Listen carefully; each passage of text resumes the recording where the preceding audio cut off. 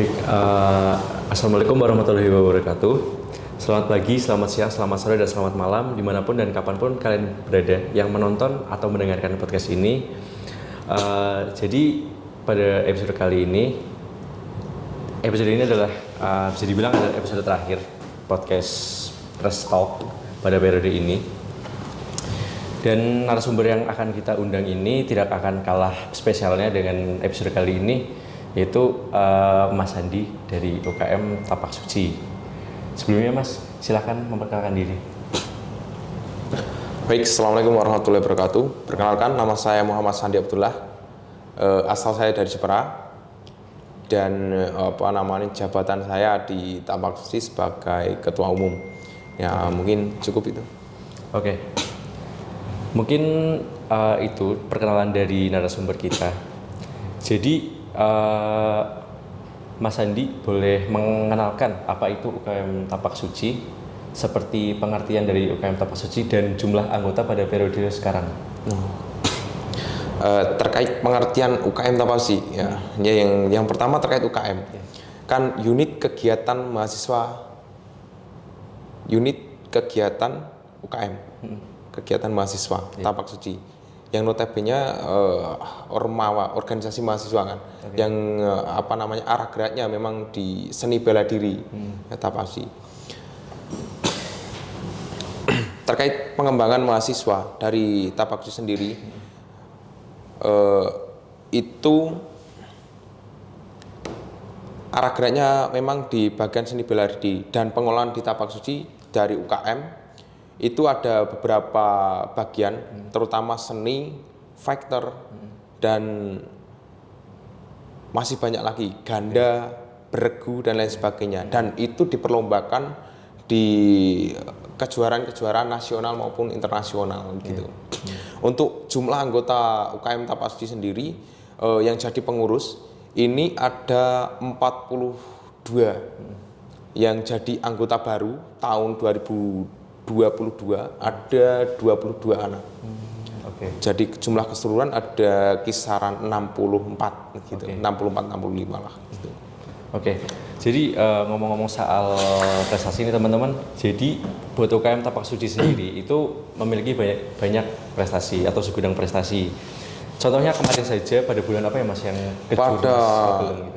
pada bulan Juni awal. Juni tanggal 5 kan salah. Jadi kan sebelum kita tag podcast ini, tadi kita sempat ngobrol ya seputar prestasi dari UKM Tapak Suci.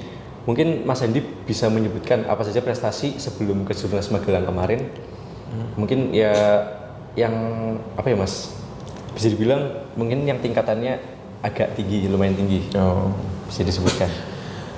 Pada bulan Januari itu ada yang dari UKM Tapak Suci mengirim dalam kejuaraan internasional itu di Bandung. Letaknya itu di IPB lebih tepatnya. Dari Tapak Suci alhamdulillah dapat 11 medali emas, 3 medali perak dan 1 perunggu di kejuaraan internasional di IPB itu. Terus yang kedua itu di Kejurnas di Pomnas. Di Pomnas kemarin dari UKM Tapak Suci mengirimkan 2 atlet yang tembus ke Pomnas. Itu mendapatkan hasil juara 3. Yang pertama itu Mas Wildan, itu dari teknik mesin. Yang kedua itu dari Mbak Dias, itu dari Prodi FKM Kesehatan Masyarakat. Yang mendapatkan juara 3 itu dari Mbak Dias, yang pelaksanaannya itu di Sumatera Utara. Sumatera Utara atau Sumatera Barat, Sumatera Barat pelaksanaannya. Setelah Pomnas, lanjut di kejuaraan Kejurnas Magelang. Kejurnas Magelang kemarin alhamdulillah dapat 3 atau 4 kemarin medali emas. Terus 2 medali perak, 1 medali perunggu. Nah, kami juga mengirimkan selain factor juga mengirimkan seni tunggal IPSI. Seni tunggal IPSI bersenjata kita kirim. Kalau yang di Kejurnas Magelang kemarin ngirim bergu juga. Jadi bergu itu 3 orang mainnya Mas. 3 orang dengan gerakan yang sama, dengan tempo yang sama. di kejuaraan itu.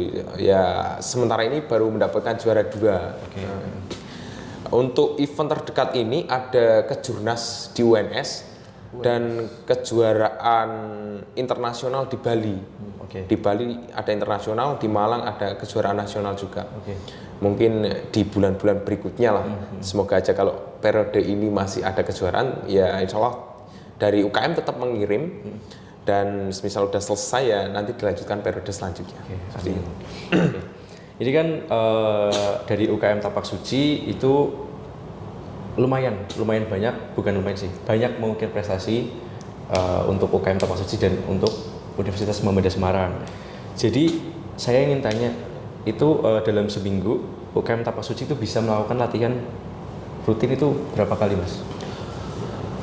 Mungkin bisa disebutkan seperti porsinya gitu. Oh, untuk latihan sendiri dari atlet yang kan ada persiapan yang namanya fase prakompetisi, sebelum kompetisi. Itu 3 bulan sebelum kompetisi itu dimulai, itu ada pemusatan latihan yang dimana latihannya yang memang nantinya dikirim ke kejuaraan tersebut itu ada ada di pagi hari dan sore hari. Satu hari itu, dalam satu hari porsi atlet itu latihan 2 kali. Untuk menjaga staminanya agar tetap fit dan tetap bugar dalam hal fisik ataupun teknik dan lain sebagainya. Dan ketika diumum dari UKM Tapak Suci ada latihan selama 2 kali, di hari Senin dan hari Kamis. Nah, di hari itu dari anggota seluruh UKM Tapak Suci latihan dipusatkan di GSG Gedung Serbaguna ini, Mas, yang bundar itu.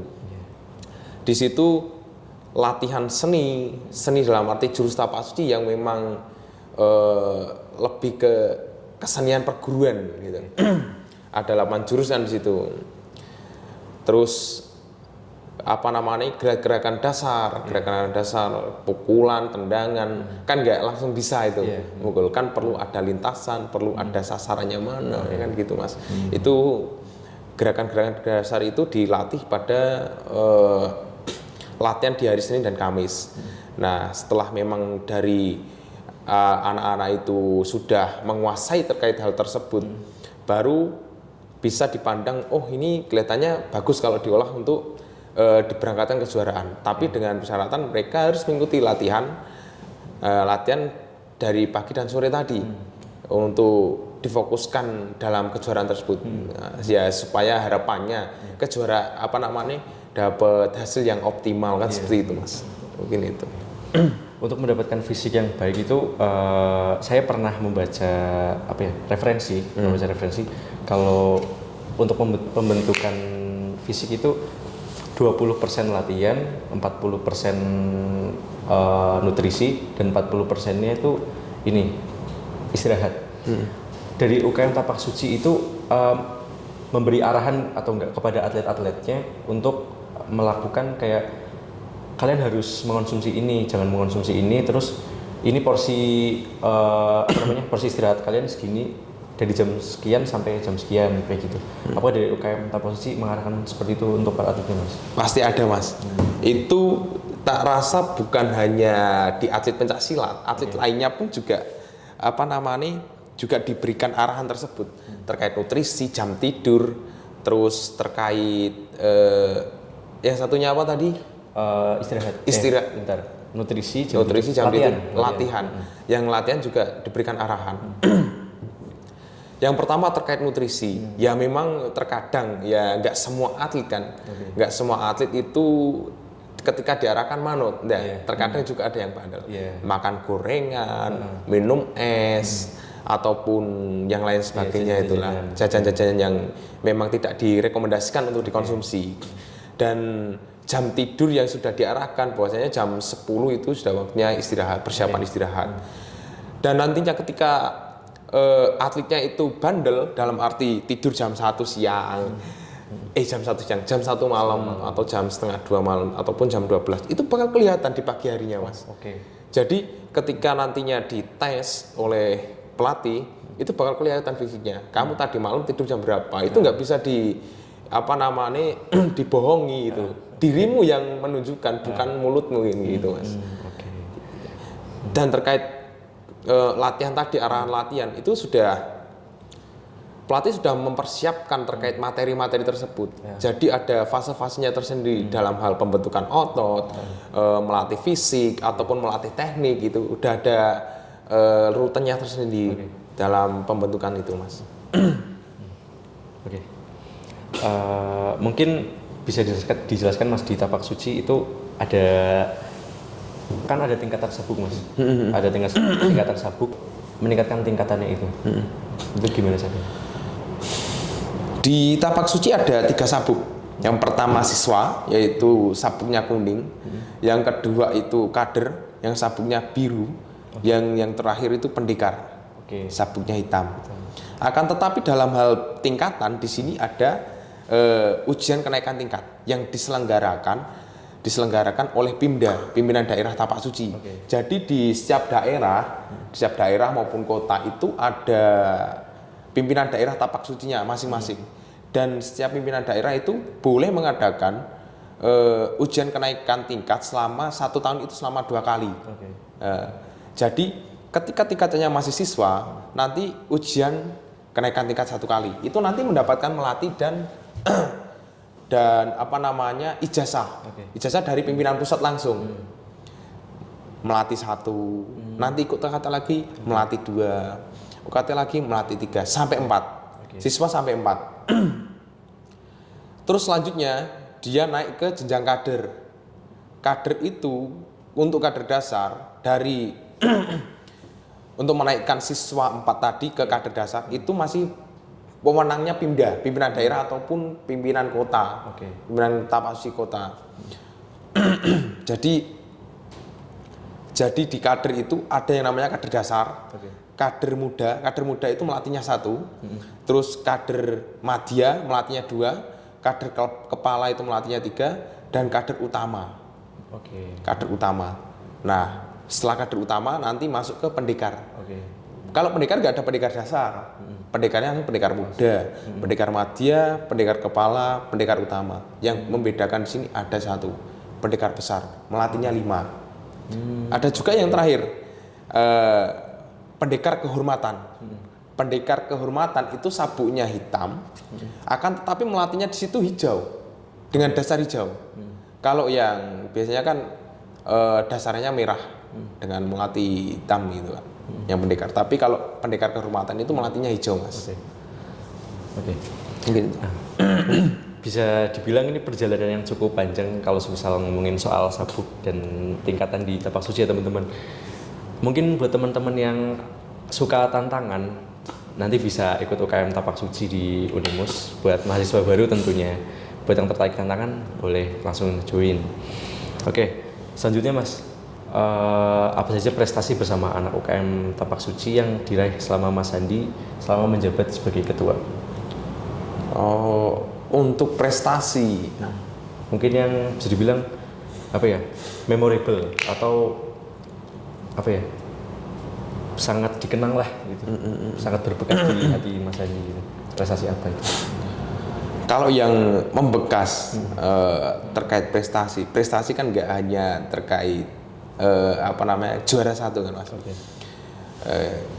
Yang sebelumnya itu ada event kejuaraan tingkat provinsi, Kejurwil namanya. Dari UKM itu mempunyai program kerja selama 2 tahun sekali, yaitu Unimus Tapak Suci Turnamen, yang kemarin tingkatnya Jawa Tengah. Dan itu saya diamani sebagai ketua panitianya, Mas. Diamani jadi ketua panitianya. Ya alhamdulillah dapat, itu tingkatnya kemarin tuh SMA dan SMK se-Jawa Tengah. Ya alhamdulillah dapat sekitar 220-30-an. 220-30-an peserta di situ. Yang memang berkompetisi di Unimus Tapak Suci Turnamen. Itu yang membekas ketika saya jadi ketua panitia. Dan prestasi ya syukur alhamdulillah bisa mensukseskan acara tersebut gitu. Dapat terlaksana dengan lancar tanpa suatu halangan apapun gitu di acara tersebut. Terus ketika saya menjabat untuk prestasi yang dari atlet tadi, ada prestasi yang tadi yang saya sebutkan pertama di kejuaraan internasional di Bandung. Terus yang kedua Pomnas tadi mengirim juara 3 Pomnas. Terus yang ketiga di Kejurnas Magelang. Di Kejurnas Magelang tadi. Mungkin untuk jumlah prestasinya atau mau apa namanya mengetahui porsi latihannya atau itu seperti apa ya boleh dicek lah IG Tapasuci Unimus. Biar info jelasnya, biar lihat sendiri prosesnya seperti apa dan hasilnya bagaimana. Oke, mungkin langsung lanjut aja Mas. Mungkin apa ya harapan Mas Handi kepada seluruh anggota UKM Tapak Suci di periode tahun ini dan periode mendatang Mas. Harapannya Mas Handi itu apa untuk mereka? Harapan saya di periode tahun ini kepada anggota Tapak Suci saya, yaitu yang nantinya ya kita di UKM itu sebagai keluarga. Dikarenakan memang mahasiswa ketika baru masuk itu mereka tidak mempunyai siapa-siapa Mas. Ya toh. Siapa lagi kalau enggak temannya ataupun saudaranya di organisasi atau organisasi itu. Dan kita menganggap di UKM Tapak Suci itu sebagai keluarga besar di situ. Jadi ketika ada apa namanya anggota saya yang sakit, yang nggak enak badan, itu pun saya cari info, mengetahui dan memastikan orang itu memang benar-benar sehat itu. Bahkan juga pernah sampai ya memang itu kewajiban saya memperhatikan anggota ya Mas, yang mereka tidak mempunyai apa namanya saudara di terdekat sini ataupun orang tua jauh dari orang tua kan. Kita pastikan udah makan, udah minum obat kan seperti itu. Terus harapan saya kepada pengurusnya pada periode kali ini ya nantinya mereka kan sudah berproses terlebih dahulu. Nah terkait ilmu kan mereka sudah mengalami kekurangannya apa, kelebihannya apa. Nah itu nantinya tetap mengawal adik-adiknya di periode selanjutnya dan tetap berkomunikasi dengan adik-adiknya untuk apa namanya menurunkan ilmunya lah, paling tidak meng-share ilmunya ke adik-adiknya tadi supaya di periode ke depan itu tidak kebingungan gitu loh, tidak memulai dari nol lagi. Jadi regenerasi Tapak Suci seperti itu Mas. Yang punyai kelebihan ini nanti turunkan ke adik tingkatnya lagi dan seterusnya. Harapan saya nggak banyak, cuma itu saja. Untuk kepengurusan periode berikutnya, silakan gali potensi apa namanya potensi dirinya sebanyak mungkin, maupun di seni ataupun di factor ataupun di organisasi ataupun di apapun lah itu yang ada di lingkup Tapak Suci. Itu silakan digali dan apa namanya ketika nantinya kehilangan arah kalian pun tidak sendiri. Kalian masih mempunyai mas, mbak dan lain sebagainya yang bisa ditanyai terkait pengalaman, terkait apa namanya pengetahuan dan lain sebagainya. Dan tidak hanya mas, mbak pun kita masih punya pembina, pelatih itu Mas yang apa namanya bisa digali informasi dari situlah. Mungkin cukup itu. Berarti ya kan sebelum mulai podcast ini kan sempat ini ngobrol ya Mas ya. Kalau misal Tapak Suci itu benar-benar menjaga apa ya budayanya lah. Menjaga budayanya. Kemudian kita langsung masuk ke pertanyaan terakhir aja Mas. Monggo.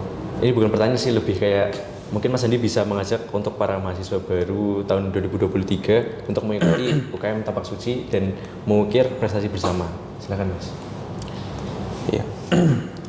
Oke, baik.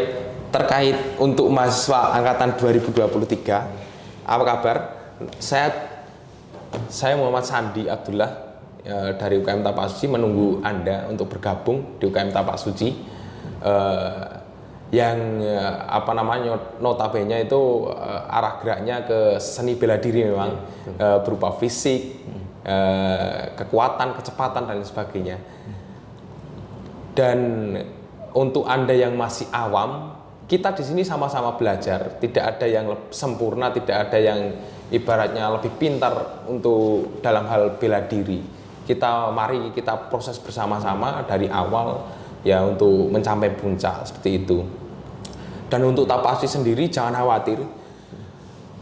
Jangan khawatir, kita juga selain bela diri, al-Islam, kemuhammadiyahan dan ketapascian, keorganisasian, kita juga mendapatkan itu. Kita juga belajar itu di UKM Tapasci. Jadi jangan berpandangan bahwasanya Tapasci kita belajar bela diri saja. Jelas kita belajar bela diri, apalagi jurus praktis, apalagi yang perempuan itu kan. Perempuan itu kan sangat riskan sekarang Mas. Apalagi ya kalau cewek-cewek cantik sekarang kan ya digoda. Paling tidak jurus-jurus praktis untuk membela diri, apa kelemahan manusia itu di mana, itu perlu diketahui supaya nantinya paling tidak ada basicnya lah, beberapa ada basic untuk membela diri. Mungkin cukup itu sih Mas yang dapat saya sampaikan. Saya tunggu di UKM Tapasci untuk bergabung pada tahun 2023-2024 ya Mas, setelah Masta. Mastanya nanti ya bulan September. Setelah Masta silahkan datang ke stand UKM Tapasci yang nantinya di samping GSG. Kemungkinan besar stand itu didirikan di samping. Silahkan datang ke stand UKM Tapasci. Kami tunggu. Oke.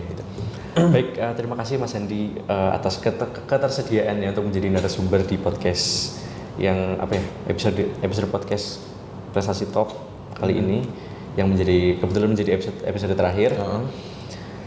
Mungkin itu aja teman-teman. Kali ini aku tutup podcastnya.